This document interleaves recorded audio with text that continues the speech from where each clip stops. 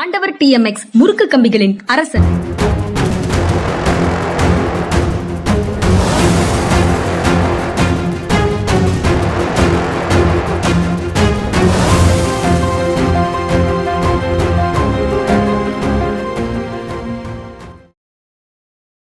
வணக்கம். இது மனிதா மனிதா. சார் வணக்கம் சார். வணக்கங்க. வணக்கம் சார். தர்மேந்திர பிரதான் ராஜினாமா செய்தாரு. அதுக்கப்புறம் புதிய கல்வி அமைச்சரும் வந்திருக்கிறாரு. ஏற்கனவே அவர் என்னென்ன பொறுப்புகளை எல்லாம் பார்த்துட்டு இருக்கிறாரோ அதோட சேர்த்து கல்வித்துறையையும் பார்த்துக் கொள்வார் அப்படின்னு அவருக்கு அசைன் பண்ணியிருக்கிறாங்க.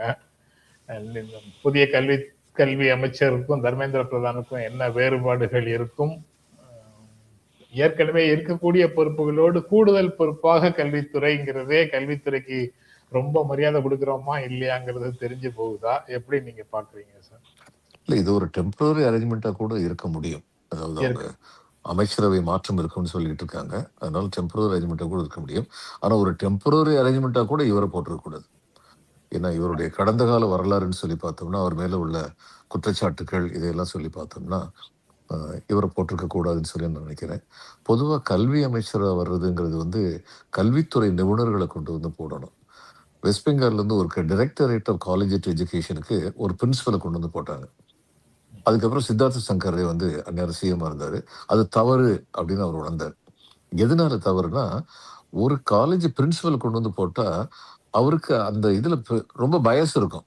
சில பிரின்சிபல் அவருக்கு வேண்டியவங்களா இருப்பாங்க, சில வேண்டாதவங்களா இருப்பாங்க.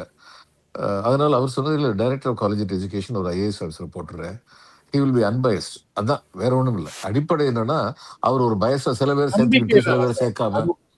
அது ஒரு நம்பிக்கை தானே?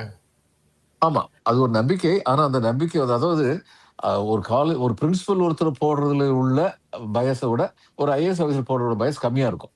அந்த அளவுக்காவது அது உண்மை. ஆனா அதே சமயம் அவர் இன்னொன்னு சொன்னாரு, நான் செக்ரட்டரியா கூட ஒரு ஐஏஎஸ் ஆஃபீஸர் தான் போடுவேன், ஆனா கல்வி அமைச்சரா வந்து கல்வி நிபுணர் ஒருத்தர் தான் போடுவேன். இதுதான் ரொம்ப முக்கியம். ஏன்னா கல்வி அமைச்சர் தான் கல்வியை பற்றின முடிவெடுக்கக்கூடிய அதிகாரம் படைத்தவர். அதுல வந்து ஒரு செக்ரட்டரி வந்து அவருக்கு கைட் பண்ணலாம், அவருடைய கட்டளையை ஏற்று நடக்கலாம். ஆனா கல்வி எப்படி இருக்கணும் அப்படிங்கிற பத்தி முற்ற முழுக்க உணர்ந்த ஒருத்தர் கல்வி அமைச்சருங்கிற அளவுல போடும்போது அவருக்குள்ள மெச்சூரிட்டிக்கு அவருக்கு வந்து இந்த சாதாரண பயஸ் இல்லாம இருக்கும் அப்படின்னு சொல்லி அவர் ஃபீல் பண்ணாரு. Largely I think it is correct. இன்னும் சொல்ல போனா ஒரு அதுல சார் அது என்ன டவுட்னா, உச்ச நீதிமன்றத்துல ஒரு வழக்கு வந்தது சார். அந்த 3 வேளாண் சட்டங்களுக்கு அது எப்படி கார்பரேட்டுக்கு ஃபேவரபிளா இருக்கா, விவசாயிகளுக்கு எதிராக இருக்கா என்னங்கிறதெல்லாம் பார்த்து சொல்றதுக்கு ஒரு எக்ஸ்பர்ட் கமிட்டி போட்டாங்க. 4 பேர் கொண்ட எக்ஸ்பர்ட் கமிட்டி நினைக்கிறேன். அதுல 4 பேரும் ஏற்கனவே தங்களுடைய நிலைப்பாடுகளை வெளிப்படையாக சொன்னவங்க. they are for corporate agriculture அப்படின்னு அவங்க ஏற்கனவே கருத்து சொன்னவங்க. அவங்களை போட்டா அப்புறம் என்ன நியாயம் கிடைக்கும் அப்படின்னு கேட்கும் போது உச்சநீதிமன்றம் சொன்னது எனக்கு நினைவுக்கு வருது. எக்ஸ்பர்ட் கமிட்டியில போட்ட உடனே அவங்க அன்பயஸ்டா மாறிடுவாங்க. அவங்க பல்வேறு தரப்பு கருத்துக்களையும் நியாயங்களையும் கேட்டு அவர்களிடம் அதுல இருந்து ஒரு முடிவுக்கு வந்துதான் ரிப்போர்ட் கொடுப்பாங்க. நீங்க ஏற்கனவே அவங்க பேசினது எழுதுனதெல்லாம் நீங்க கருத்துல எடுத்துக்க கூடாது அப்படின்னு சொன்னாங்க. நம்ம கடைசியில இந்த ரிப்போர்ட்டையும் பார்த்தோம். ரிப்போர்ட்டையும் பார்த்தோம். பொறுப்பு வந்து மனிதனை அன்பயஸ்ட் ஆக்கிறோம் அப்படின்னு ஆக்காது. நிச்சயமா ஆக்காது. இப்ப இதுல வந்து எங்கிட்ட வந்து கார்த்திகேயன் வந்து ஒரு பேட்டி கண்டாரு. அதுல வந்து அவர் வந்து கேட்ட முதல் கேள்வி, அவர் வந்து இது வளைந்து கொடுக்காமலே இருப்பார்களா அப்படின்னு சொல்லி கேட்டாரு. இல்லை, சில சமயங்களில் எல்லாருமே வளைந்து கொடுக்கறவங்க தான். வளைந்து கொடுக்காமல் இருந்து யாராவது சொன்னா போய் சொல்றாங்கன்னு அர்த்தம் அப்படின்னு சொன்னேன். இது எல்லா ஐஏஎஸ் அதிகாரிகளுக்கும் பொருந்தும். அதாவது வளைந்து கொடுக்கறதுக்கு வந்து வேரியஸ் கிரடேஷன். எவ்வளவு தூரம் வளைந்து கொடுப்பார்கள், எவ்வளவு தூரம், எதற்காக வளைந்து கொடுக்கிறோம். அப்ப அதுலயே நேர்மையை காப்பாற்ற முடியும். அமைச்சருக்கு வளைந்து கொடுக்கலாம், அமைச்சரோட அண்ணனுக்கு வளைந்து கொடுக்கணுமா அப்படின்னு அடுத்த கேள்வி வரும். அது மட்டும் இல்ல, அண்ணன் சொன்னது அமைச்சர் கேட்டான்னு அதனால வளைஞ்சு கொடுக்கணுமா, அந்த கேள்வியும் வரும். அதனால வந்து இப்ப உதாரணம் வந்து சிபிஎம் ஆட்சியில வந்து மணிசங்கரை வந்து ஒரு கேட்டேன். ஏன்னா எல்லாருமே சிபிஎம்க்கு போறாங்கன்னு சொல்லி சொல்றாங்க, சிபிஎம் ஆளுக்கு தான் எல்லாம் கொடுக்குறாங்கன்னு சொல்றாங்க. நான் சொன்னேன், சார் இப்போ ஐஆர்டிபி லோன் எடுத்துக்கங்க, டிஆர்டிஏல வருது, அல்லது ஏழைகளுக்கு விவசாய நிலம் கொடுக்கறதா இருக்கட்டும். இப்ப என்னைய பொறுத்த மட்டும் ஏழை விவசாய தொழிலாளி அப்படிங்கிறவருக்கு தான் கொடுக்க முடியுங்கிற நான் ரொம்ப உறுதியா இருக்கேன். அவங்க தங்களுடைய பார்ட்டி ஆளுங்களா ஏழை விவசாய தொழிலாளியை கொண்டு வந்தாங்கன்னா அதுல நான் என்ன செய்ய முடியும்? I can't to anything. அவன் தகுதி உள்ளவரா இருக்கானா இல்லைன்னு தான் நான் பார்க்க முடியும். ஆனா நான் என்ன சொல்றேன், இன்ஃபார்மலா வந்து அவங்ககிட்ட சொல்றேன், இது உங்க பார்ட்டிக்கு கெட்ட பேர் ஏற்படுத்தாதா? மத்தவங்க ஏழைங்களே இல்லையான்னு கேட்கிறேன். அதனால நான் 60க்கு 40 அப்படின்னு ஒரு ரேஷியோ வந்து மெயின்டெயின் பண்றேன் சார் அப்படின்னு. அது என்ன நியூட்ரலிட்டி? 50க்கு 50 தானே சரியான நியூட்ரலிட்டின்னு கேட்டாரு. சார் நீங்க கேட்கிற நியாயமான கேள்விதான். இந்த 60க்கு 40ன்னு இருக்கிற எண்ணி வந்து நீங்க வந்து சரியில்லைன்னு தூக்கி விட்டீங்கன்னா, அடுத்து வர்றவர் வந்து 90க்கு 10ன்னு போயிருவாரு. தூக்கி விட்டோம்னா அவங்களுக்கு தெரிஞ்சிரும். அதனால வந்து சார் அவங்க இந்த அளவுக்கு கா- அட்ஜஸ்ட்மென்ட் இருக்க வேண்டிய தேவை இருக்கு. இதான் உண்மை. காங்கிரஸ் கூட்டு வந்தாங்கன்னா விவசாய தொழிலாளிங்கிற பேர்ல பண்ணையார்களா தானே கூட்டு வந்து நிலத்தை வாங்கியிருப்பாங்க. இல்ல அங்க வெஸ்ட் பெங்கால்ல இந்த உள்ளூர் சச்சரவின் காரணமாக ஏழை விவசாய தொழிலாளிகளும் பிளவுபட்டு இருந்த காலம் உண்டு. சில பேர் வந்து இதுக்கு போவாங்க. ஆமா, காங்கிரஸுக்கு போவாங்க. ஆனா பெரும்பான்மை வந்து சிபிஎம் பக்கம் தான் இருந்தாங்க. ஏழை எளியவர்கள் வந்து அந்த கட்சி வந்து திரும்ப திரும்ப ஆட்சிக்கு வந்ததுக்கு முதல் 3 எலெக்ஷன் ஆகுது. திரும்ப திரும்ப எலெக்ஷன் ஆட்சிக்கு வந்தது காரணமே அவங்க வந்து it was a bro poor government. அதான் இவரு காந்திகாந்த் சௌத்ரி சொன்னாரு. இந்த கவர்மெண்ட் இன்னும் 25 வருஷத்துக்கு அழைச்சிக்க முடியாது. நம்ம பண்ணதுக்கெல்லாம் இவங்க இப்ப எப்படி பண்ண போறாங்கன்னு பாருங்க. அவர் ஒரு பெரிய காங்கிரஸ் தலைவர். அவர் வந்து சொன்னாரு, இந்த கவர்மெண்ட் இன்னும் 25 வருஷம் அசைச்சிக்க முடியாது அப்படின்னு சொன்னாரு. ஏன்னா இந்த கவர்மெண்ட் ஏழைகளுக்கு பக்கம் உறுதியா நிக்கும் அப்படின்னு சொல்லி அவருக்கு தெரியும். இப்ப அப்படிப்பட்ட ஒரு அரசு கூட அந்த ஏழைகள்ல தங்களுக்கு தேவையான ஆளுங்க யாரு அப்படின்னு சொல்லி பார்த்தா முன்னுரிமை கொடுக்குறாங்க அப்படிங்கறத நிதர்சனம். அப்ப இந்த அளவுக்கு தான் பண்ண முடியும். ஒரு நியூட்ரலா இருக்க ஒரு அட்மினிஸ்ட்ரேட்டர் அது எதனால வந்து டாலரேட் பண்ணிக்கிட்டாங்க அப்படின்னா நான் ரொம்ப சின்சியரா அந்த ஏழைங்களுக்கு செய்யணும்னு சொல்லி நினைச்சேன்னு சொல்லி அவங்களுக்கு என்னை பத்தி ஒரு அபிப்பிராயம் இருந்தது. அப்ப அப்படி பண்ணும்போது அவங்களுடைய பாலிசி என்னன்னா, சரி அவரு கொஞ்சம் கோட்டா கொடுத்துருவோம் நம்ம வேலையெல்லாம் நடக்கும். என் கோட்டா வந்து எல்லாருக்கும் நல்லது செய்யணும் அப்படிங்கிறது என் கோட்டா. அதுல அவங்களுக்கு ரொம்ப அப்ஜெக்ஷன் இல்ல. ரொம்ப நான் வந்து 50க்கு 50ல சொல்லியிருந்தேன்னா ஃபைல் காணாம போயிருக்கலாம். அதெல்லாம் செய்வாங்கன்னு கேள்விப்பட்டிருக்கேன். எனக்கு தெரியாது. அப்படிப்பட்ட அனுபவம் எனக்கு நடந்தது இல்ல. அதனால வந்து இப்ப உங்களுடைய உங்களுடைய அதிகாரத்துக்கு உட்பட்டு நீங்க முடிவுகள்லாம் எடுக்க முடியும்னா, அவங்களுடைய செல்வாக்குக்கும் அதிகாரத்துக்கும் உட்பட்டு அவங்களும் சில நடவடிக்கைகளை எடுப்பாங்க. அதுல ஆமா, ஃபைல் காணாம போறதும் ஒண்ணு. அப்படின்னு ஆமா, ஆமா, ஆமா. அப்புறம் இன்னொன்னு என்னன்னா, இந்த கல்வியில் சிறந்த நிபுணர்கள் இப்ப எம்.சி. சாக்லா வந்து ஹைகோர்ட் சீஃப் ஜஸ்டிஸ்ல இருந்து ரிட்டயர் ஆனாரு. அவர கூப்பிட்டு ஜவஹர்லால் நேரு, எனக்கு விவரமான, ஆழ்ந்த அறிவுள்ளவர்கள் என்னுடைய அமைச்சர்களாக இருக்க வேண்டும் சொல்லி கூட்டு கல்வி அமைச்சரா அவருக்கு வந்து பொறுப்பு குடுத்தாரு. He was a judge and அவருடைய ஜட்ஜ்மெண்ட்லாம் பார்த்திருக்கோம். அந்த அந்த காலத்துல வந்து ஹைகோர்ட் ஜட்ஜ்ன்னு சொன்னாலே போதும். அவர்கள் மரியாதைக்குரியவர்கள், நேர்மையானவர்கள், நீதி பரிபாலனம் செய்பவர்கள் அப்படிங்கிறது ஏறக்குறைய எல்லோரும் அப்படித்தான் சொல்லி ஏற்றுக்கொள்ளப்பட்ட காலம். ரொம்ப இன்ட்ரெஸ்டிங் வந்து என்னன்னா, ஐஐடி கரக்பூருக்கு வந்து ஒரு நிலத்த கேட்கிறாரு. ஏன்னா முதல் ஐஐடி கரக்பூர்ல தான் வந்தது. அவர் ஒரு நிலத்த வந்து கேட்கிறாரு. அதே நிலத்த கிருஷ்ண மேனன் வந்து டிஃபென்ஸ்ல இருந்து ஈஸ்டர்ன் ஃப்ரான்டியர் ரைஃபிள் வந்து சிட்டகாங்ல இருந்து பார்ட்டிஷனுக்கு அப்புறம் இங்க வர வேண்டியதா போச்சு. அது வந்து ஒரு இது பாராமிலிட்டரி ஃபோர்ஸ். அதே நிலத்த கேட்கிறாரு கிருஷ்ண மேனன் வந்து நேருவுக்கு ரொம்ப நெருங்கிய தோழர். இவர் நேருவால் கொண்டு வரப்பட்டவர் அரசியலுக்கு. ஒரு ஜட்ஜ். பிரைம் மினிஸ்டர் என்ன செய்யறாரு பார்ப்போம்னு பியூரோக்ரசி ரொம்ப மிஸ்யூஸா இந்த file is sent for the adjudication of the prime minister. இதில் இப்ப பிரதம மந்திரி இறுதி முடிவு எடுக்க வேண்டும் என்று கோப்பு அவருக்கு அனுப்பி வைக்கப்படும் சொல்லி அனுப்பி வச்சிட்டாங்க. எல்லாருக்கும் வந்து சரி பாரு இப்ப யாருக்கு இவர் பண்ண போறாருன்னு பார்ப்போம் அப்படிங்கிற ஒரு மிஸ்யூஸ். ஆனா ரொம்ப அழகா அதுல எழுதினார். அவர் வந்து கல்வி அமைச்சத்துக்கு கொடுங்கன்னு எழுதல, டிஃபென்ஸ் மினிஸ்ட்ரி கொடுங்கன்னு எழுதல. ஒரே ஒரு வார்த்தை தான் எழுதினார். The pen is mightier than the sword அப்படின்னு எழுதினார். அந்த ஃபைலை நான் பார்த்திருக்கேன். இப்போ நினைக்கும் போது கண்ணுல கண்ணீர் வருது. அப்படிப்பட்ட ஒரு மாபெரும் மனம் உள்ள, பெருந்தன்மை உள்ள, நேர்மை உள்ள பிரதம மந்திரிகள் இந்த நாட்டில் இருந்தார். அப்ப அவருக்கு வந்து டேலண்ட் எங்க இருந்தாலும் அவங்கள கூப்பிடணும் அப்படின்னு கொண்டு வந்தாரு. இவருக்கு என்ன கூப்பிட்டாருங்கிறதுக்காக இவர் சொன்னதெல்லாம் அவங்க கேட்க மாட்டாங்கன்னு அவருக்கு தெரியும். கரெக்டா தான் செய்வாங்கன்னு. இன்னைக்கு கல்வி மந்திரி இவங்க கொண்டு வந்திருக்காங்க. இதுக்கு மேல சொல்றதுக்கு என்ன இருக்கு? சார் கல்வியாளர்கள் அல்லது கல்வித்துறையில உண்டான எக்ஸ்பர்ட்ஸ் அப்படின்னு சொல்றதுல கல்வித்துறையில இருக்கக்கூடிய ஆழ்ந்த அறிவு அப்படின்னு சொல்றதுல எல்லாம் சப்ஜெக்டிவ்னஸ் இருக்கா அப்படின்னு ஒரு இருக்கு, சந்தேகம். இருக்கு, இருக்கு. அந்த சப்ஜெக்டிவ்னஸ் இல்லாம இருக்கணும்னா, அப்ப கல்வியுடைய போக்கே வந்து சரியான முறையில் அமைக்கப்பட வேண்டும். நான் மறுபடியும் இதுக்கு தான் போணும். இவங்க திராவிட கொள்கைன்னு எதை சொல்றாங்களோ, கம்யூனிஸ்டுகள் பொது உடைமை கொள்கைன்னு எதை சொல்றாங்களோ, ஒருங்கிணைந்த வளர்ச்சி, பிறப்புக்கும் எல்லா உயிர்க்கும் அப்படிங்கிற நம்பிக்கை உள்ள ஒரு கல்வி திட்டம் வந்ததுன்னா, அந்த கல்வி திட்டத்தை படிச்சு முடிச்சவங்க நம்ம எதிர்பார்க்கலாம். நம்ம வந்து நியூட்ரலா இருக்கணும். எல்லாருக்கும் எல்லாமும் சொல்லி நம்பணும். எல்லாருமே வந்து அமைச்சர் ஆயிட முடியாது. எல்லாருமே ஐஏஎஸ், ஐபிஎஸ் ஆயிட முடியாது. ஆனால் எல்லோருக்கும் அந்த வாய்ப்புகள் அளிக்கப்பட வேண்டும். அதுதான் முக்கியம் வாழ்க்கையில. அந்த வாய்ப்புகள் இல்லை என்ற ஒரே காரணத்திற்காக பல திறமையானவர்கள் தங்கள் திறமையை வெளிக்காட்ட முடியாமல் போக முடியும். கல்வி திசை மாறிவிட்டால். அதான் கல்வி வந்து ஏற்கனவே வாய்ப்பு இருக்கக்கூடியவர்களை மென்மேலும் உயர்த்துவதற்கான வாய்ப்புகளை கொடுக்கணுமா, இல்ல பறந்து விரிந்த அளவுல ஒரு பேஸ பெருசாக்கணுமா, எல்லாருக்கும் அந்த வாய்ப்பை கொடுத்து கொண்டு வரணுமா? அந்த கல்வி தொடர்பாக இவங்க எப்படி அணுகுகிறார்கள்ங்கிறதுல இருந்து தானே எக்ஸ்பர்டைஸ் வெளிப்படும். ஆமா, உண்மைதான்.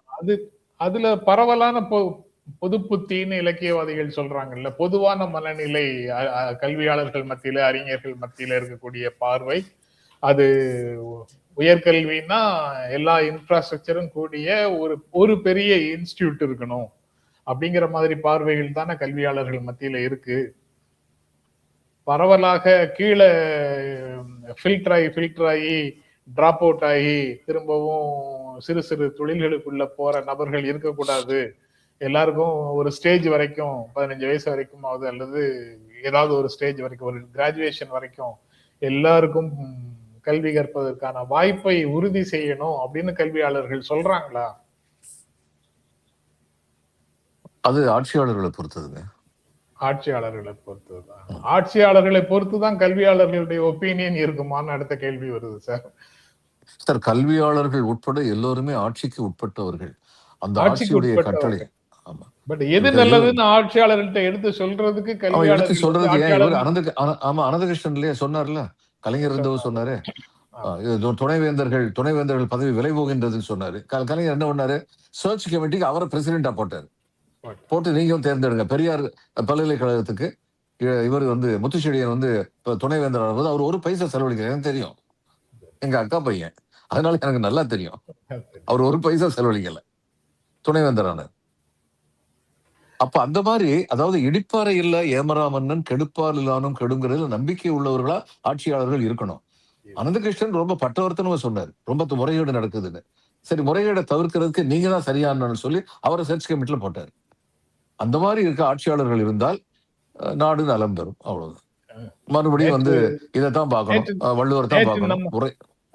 நேற்று நம்ம போட்ட வீடியோல ஒரு நண்பர் வந்து ஒரு கருத்து சொல்லியிருக்காரு சார், உங்களுக்கு குறிப்பாக. அதாவது, நீங்க இன்னும் கலைஞர் புகழ் பாடிக்கிட்டே இருக்கீங்க, அது இந்த காலத்திற்கு ஒவ்வாதது. இந்த காலத்து இளைஞர்களுக்கும் எதிர்கால தலைமுறைக்கும் நீங்க ஏதாவது நல்லது செய்யணும்னா கலைஞர் டைனஸ்டி புகழ் பாடாம இருக்கணும்.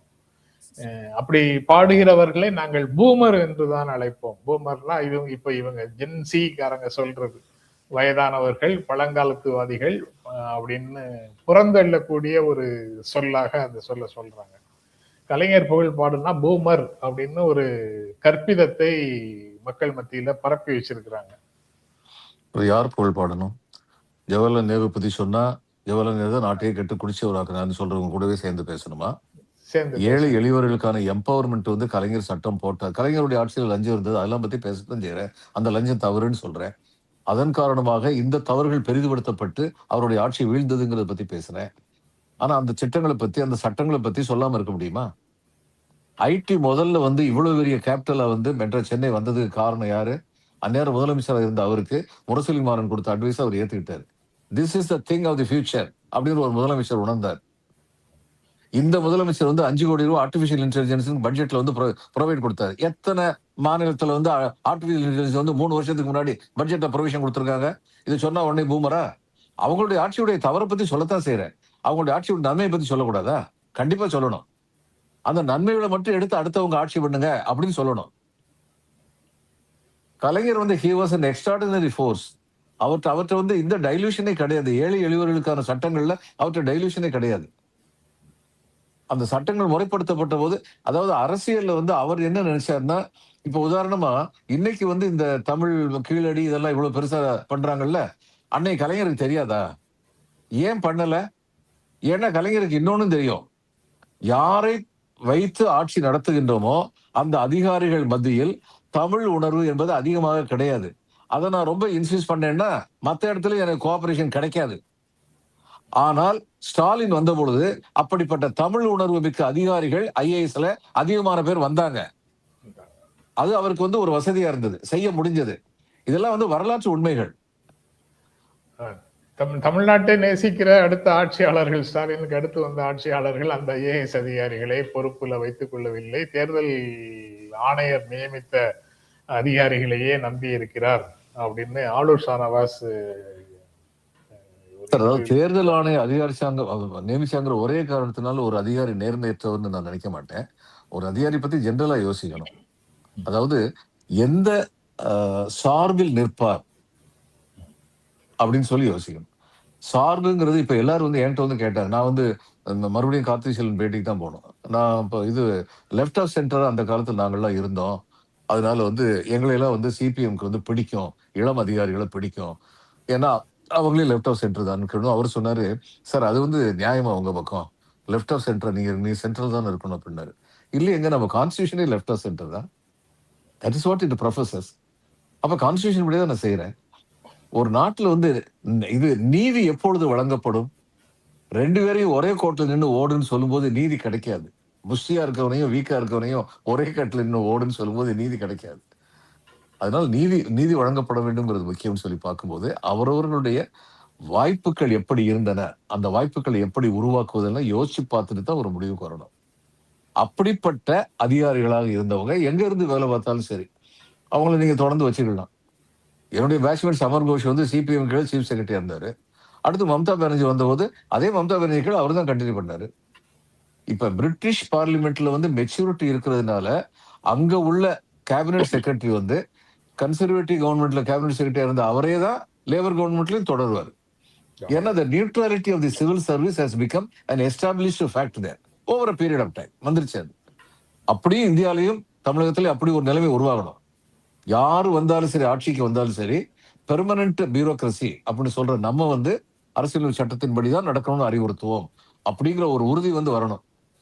அந்த உறுதி முழுக்க இன்னைக்கு இல்லை. இன்னும் சொல்ல போனா 47 52 இருந்த உறுதி இன்னைக்கு இல்லை.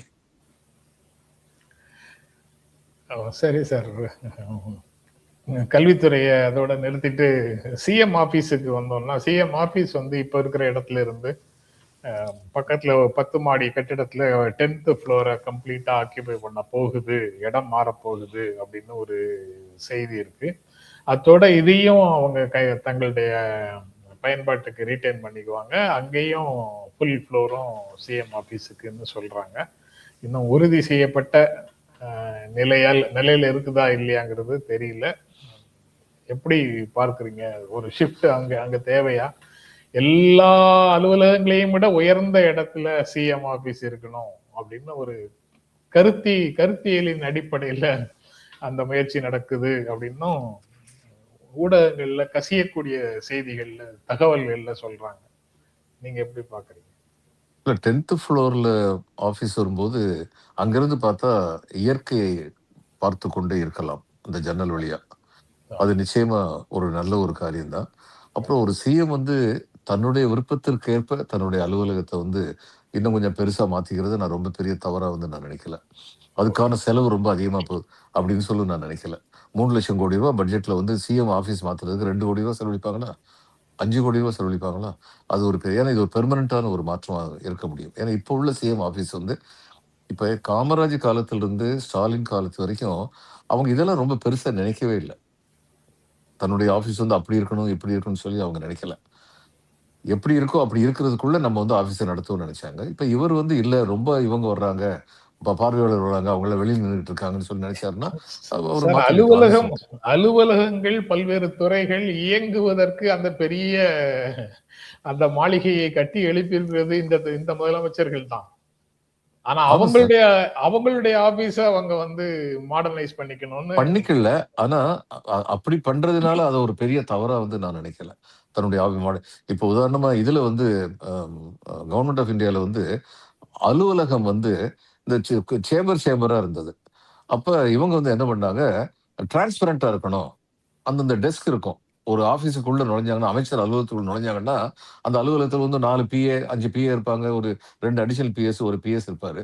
பிஎஸ் மட்டும் தான் தனி சேம்பர்ல இருப்பார். மத்த எல்லாருமே வந்து ஒரு அடிஷனல் பிஎஸ் தனி ரூம்ல இருப்பார். மத்த எல்லாருமே ஒரு அலுவலகத்துக்குள்ள இருப்பாங்க. ஒவ்வொருத்தரும் மூடிக்கிட்டு இருக்கக்கூடாது. ஆபீஸ்ல என்ன நடக்குதுன்னு தெரியும். டிரான்ஸ்பரண்டா இருக்கணும். அப்படின்னு ஒரு நல்ல முடிவு எடுக்கப்பட்டது. அப்ப இந்த முடிவு வந்து யாராவது குறை சொல்ல முடியுமா? அது ஒரு நல்ல முடிவு. அதே மாதிரி காலத்துக்கு தகுந்தபடி சில மாறுதல்கள் செய்யணும்னா, அது பெரிய விஷயம் இல்ல. எத பெருசா நினைக்கிறேன்னா, இந்த புதுசா வந்து செக்ரட்டேரியட்டயே ஷூட் பண்ணிட்டு போணும்னு சொல்றாங்க. இன்னைக்கு இவங்க தான் சொல்றாங்க, இந்த நிதி நிலைமை நெருக்கடி, செக்ரட்டேரியட் ஷூட் பண்றதுன்னா அது 1000 கோடி ரூபாய் சமாச்சாரம்.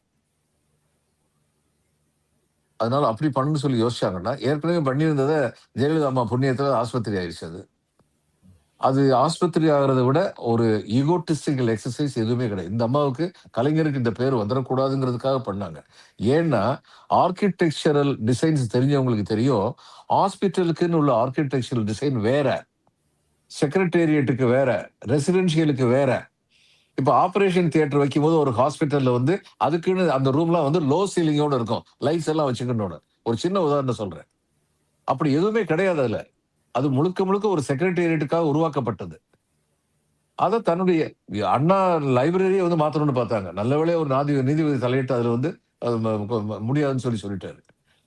அப்ப இன்னைக்கு வந்து புதுசா மாத்தணும்னு சொல்லி இவங்க நினைச்சாங்கன்னா, இதுக்கு வந்து ஒரு எக்கச்சக்கமா செலவழியும். இப்ப தேவையா? அதனால முதல்வர் அலுவலகத்த மாத்துறதுங்கிறது வந்து ரொம்ப பெரிய விஷயம் கிடையாது. அவருக்கு வந்து கொஞ்சம் நேச்சர பார்த்துக்கிட்டே இருக்கணும்னு ஆசைப்பட்டாருன்னா, பார்த்துக்கிட்டு இருக்கட்டும். இயற்கையை விரும்புகிறார்ங்கிறது நல்ல விஷயம் தான். அது காரணமாக இருந்தால். பிளஸ் இப்ப இவங்க பார்வையாளருக்கு வந்து நெருக்கடி இருக்கு. அது உண்மைதான். நான் இதுல வந்து போய் பார்த்திருக்கேன் நானு. எங்க செக்ரட்டேரியட்லயும் பார்த்திருக்கேன். வெஸ்ட் பெங்கால்லயும் பார்த்திருக்கேன். இங்கேயும் பார்த்திருக்கேன். ஒரு குறிப்பிட்ட லெவலுக்கு மேல பார்வையாளர்கள் வந்து வெளியில நிக்க வேண்டிய சூழல் தான் வரும். இத்தனைக்கும் பார்வையாளருக்குன்னு ரிசப்ஷன் ரூம் தனியா போட்டிருக்காங்க. சிஎம் ஆபீஸ்ல. அதுக்கு மீறி பார்வையாளர்கள் வருவாங்க. இவரு ஆ பிதான் சந்தர் ராய் வந்து சீஃப் மினிஸ்டரா இருந்தபோது, அவரு வெளியில வந்து ஆபீஸ விட்டு வெளியில வரும்போது என்ன பண்ணுவாரு, உடனடியா லஞ்சுக்குன்னு சொல்லி போணும்.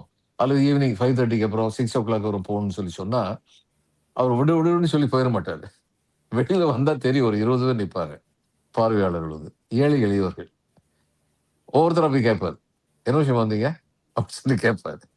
கேட்டு தன்னால முடிஞ்சத செஞ்சுட்டு அதுக்கப்புறம் போவாரு. சோ கொஞ்சம் பார்வையாளருக்கு வந்து இடம் இருக்க, வசதி இருக்கணும் அப்படின்னு நினைச்சா அதுல எந்த தவறும் இல்ல நினைக்கிறேன். Okay sir. பார்வையாளர்கள் நீங்க சொல்ற கேரக்டர்ஸோட இருக்கக்கூடியவர்களாக இருந்தா அவங்க எல்லாம் அதிகமாக வந்து முதலமைச்சரை பார்த்துட்டு அந்த மாதிரி மனிதர்களுக்கு முதலமைச்சரோட நேர்ல பேசுவதற்கான அனுபவமும் கிடைத்தால் ரொம்ப ரொம்ப மகிழ்ச்சி தான். அதற்கு அந்த அலுவலக மாற்றம் பயன்படும் என்றால் மகிழ்ச்சியான விஷயம்தான். இன்னும் ஒரு மாற்றம் இருக்கு. மாற்றத்திற்காக வந்த ஆட்சியில உள்துறை அமைச்சகத்தினுடைய ஆணைக்கு இணங்க நெல்லை மனோன்மணியம் சுந்தரனார் பல்கலைக்கழகத்துல பட்டமளிப்பு விழால ஆளுநர் வராரு. அப்போது முதல்ல வந்தே மாதரம், 2வது தேசிய கீதம், 3வதாக தமிழ்த்தாய் வாழ்த்து அப்படின்னு இருக்கும் அப்படின்னு இருக்க வேண்டும்னு எங்களுக்கு ஆணை வந்திருக்குது. அதைத்தான் செயல்படுத்த போறோம்னு பிசி பிரஸ்ல சொல்றாரு.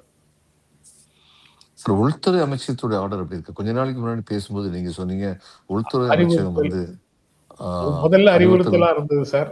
முதல்ல இல்ல அந்த அறிவுறுத்தல் அறிவுறுத்தல் வந்து முதல்ல மாநில பாடல்னு சொல்லி இருந்துச்சுங்கிற மாதிரி முதல்ல அப்படி மாநில இல்லையா? பாடல்னு, அதாவது அது அப்படிதான் இருக்கு. அது வந்து மாநில விழாக்கள்ல. ஆமா. சார் இவங்க வந்து கவர்னருக்கு தனி விழாவே கிடையாது சார். அதத்தான் சார் அவங்க இன்டர்பிரேட் பண்றாங்க இப்படி. அவர் பார்ட்டிசிபேட் பண்ற மாநில விழாக்கள் எல்லாவற்றிலும் அவர் விழா அப்படின்னு சொல்றாங்க. பிரசிடென்ட் வந்தா நீங்க செய்யறத வாழ்நருக்கும் செய்யணும் அப்படின்னு சொல்றாங்க. இந்த மாநில அரசு என்ன ஆர்டர் செய்யுது? மாநில அரசு என்ன செய்யுதுங்கிறது தான் தெரியல. அவங்க அதை ஏற்று நடத்துவார்கள். அதனாலதான் விசி சொல்றாருன்னா அதானே அர்த்தம். ஆமா, அதுதான் அர்த்தம். அதான் கவர்னர் இருந்து எனக்கு ஆர்டர் வந்திருக்கு, அதை நான் கம்ப்ளைண்ட் பண்ணணும்னு சொன்னாருன்னா, கவர்னர் ஆர்டர் வந்தது அவங்களுக்கு தான் போயிருக்கும். மாநில அரசுக்கு தான் போயிருக்கும். போயிருக்கும். விசி சொல்வதுதான் கவர்மெண்டோட நிலைப்பாடு. ஆமா. அப்படின்னு தான் நம்ம புரிஞ்சுக்க முடியும். ஆமா. நேரடியா சொல்றதுக்கு பதிலா விசிட்ட வந்து ஸ்கேப் கோட், பலியாடு. விசி ஸ்கேப் அவர் மூலமா சொல்றாங்க. அவ்வளவுதான். இதுதான் இவங்களுடைய மாநில சுயாட்சி நிலைப்பாடு. உயர்கல்வித்துறை காங்கிரஸ் கட்சியினுடைய விஸ்வநாதன் பொறுப்புல இருக்கு. ஆமா. அவர் தனியாக முடிவு செய்திட முடியுமா? அது வேற விஷயம். இல்ல தனியா முடிவு அரசினுடைய செய்ய முடியாதுன்னா முதல்வர்கிட்ட ஏன் போய் சொல்ல முடியாதுங்க? சொல்ல முடியாதா? இவங்க சப்போர்ட் இல்லாம ஆட்சி நிக்காதே, ஏன் சொல்ல முடியாது? நான் முதல்ல இருந்தே சொல்லிட்டு இருக்கேங்க, இது வந்து ஒரு ப்ராக்ஸி பிஜேபி ஆட்சி தான். சும்மா வெளிப்படையா புரட்சிகரமா சினிமா வசனம் பேசுற மாதிரி பேசிட்டு நடைமுறையில கொண்டு வர்றது அத்தனையும் இவர் பேசின வசனத்துக்கு ஆப்போசிட்டா எதிர்ப்பதமா தான் இருக்கிறது இது வரைக்கும். மறைமுகமாக பாஜக ஆட்சி தான் நடக்குது அல்லது பாஜகவின் கைப்பாவையாகத்தான் தாவேகா இருக்கு அப்படின்னு எந்த அடிப்படையில சார் சொல்றீங்க? அவங்கதான் கொள்கை எதிரி பாஜகன்னு சொல்லிட்டாங்களே சார்.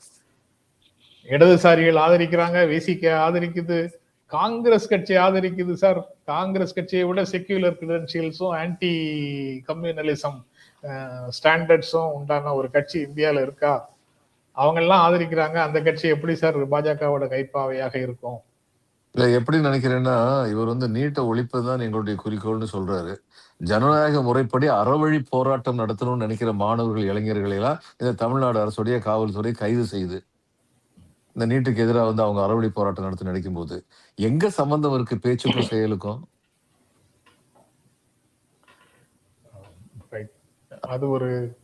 அது ஒரு முக்கியமான இடம் தான் சார்.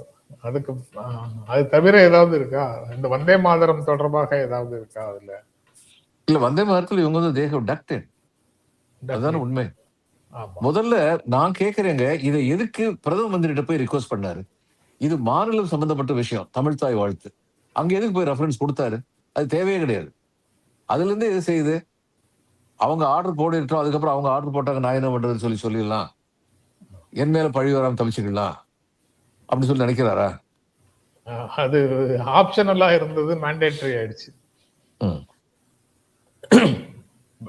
பட் சுப்ரீம் கோர்ட் ஆப்ஷனல்னு சொல்லும் போது அதுக்கப்புறம் அவங்களே முடிவு பண்ணிருப்பாங்க. இது இப்பயும் மாநிலம் சொல்ல முடியும், இல்ல உங்களுடைய இந்த ஆர்டர் நாங்க ஏத்துக்க மாட்டோம்னு சொல்ல முடியும். This is not binding. This is not constitutionally binding on the state government. The order. நாங்க எதுக்கு எடுத்தாலும் ஒன்றிய அரசுக்கு எதிராக பேச மாட்டோம் சார். ஆமா, எதுக்கு எடுத்தாலும் பேச மாட்டோம், எதை பத்தியுமே பேச மாட்டோம் ஒன்றிய அரசுக்கு எதிராக. எதை பத்தி? ஓ அப்படி இருக்கா? எதுக்கு எடுத்தாலும் அப்படி ஒரு அதுதான் உண்மை. ஆமா, அதுதான் உண்மை. இந்த நீட் எதிர்ப்பு அஜிடேஷன் எல்லாம் பத்தி பேசும்போது சென்ட்ரல் கவர்மெண்ட் பத்தி ஒரு வார்த்தை சொல்லலையே இவரு. நீட்டை எதிர்ப்பது எங்கள் குறிக்கோள், கல்வியை நீங்கள் மாநில பட்டியலுக்கு மாற்ற வேண்டும் என்பது மட்டுமே தீர்வு சொல்லிட்டு போய்கிட்டே இருக்கலாம்ல.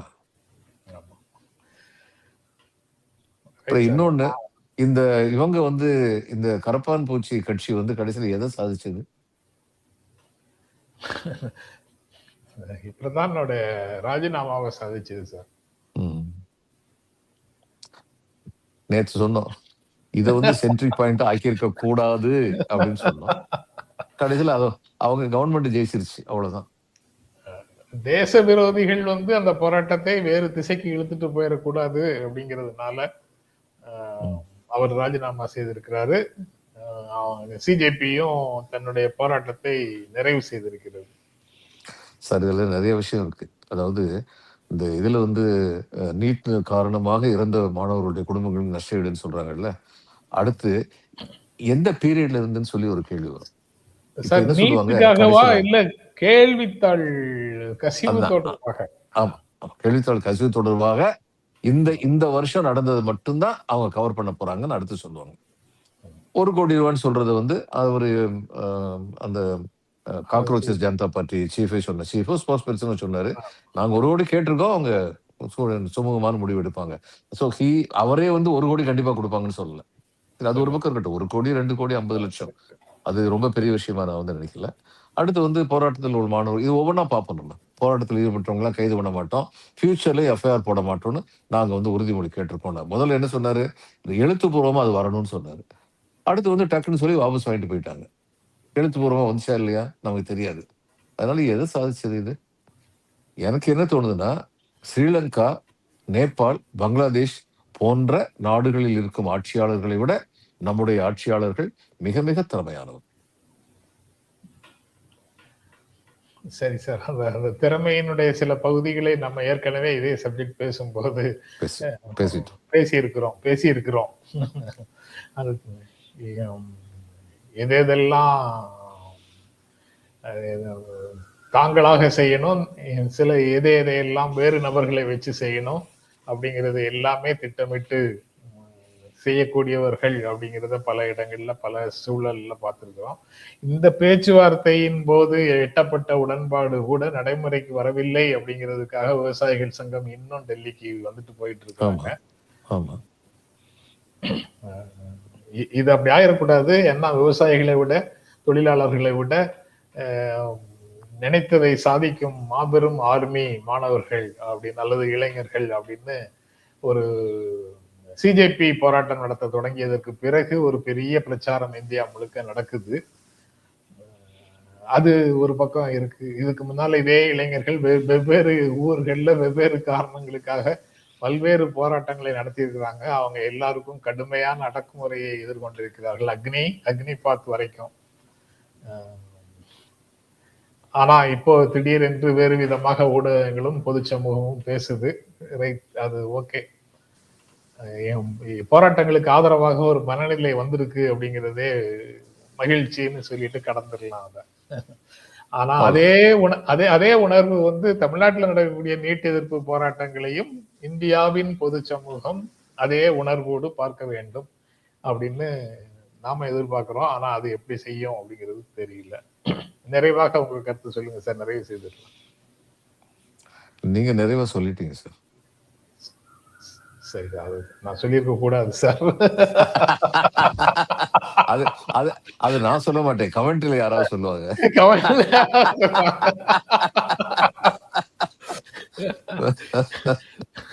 ஓகே சார், நாளைக்கு சந்திப்போம். ரொம்ப நன்றி. வணக்கம். வணக்கம்.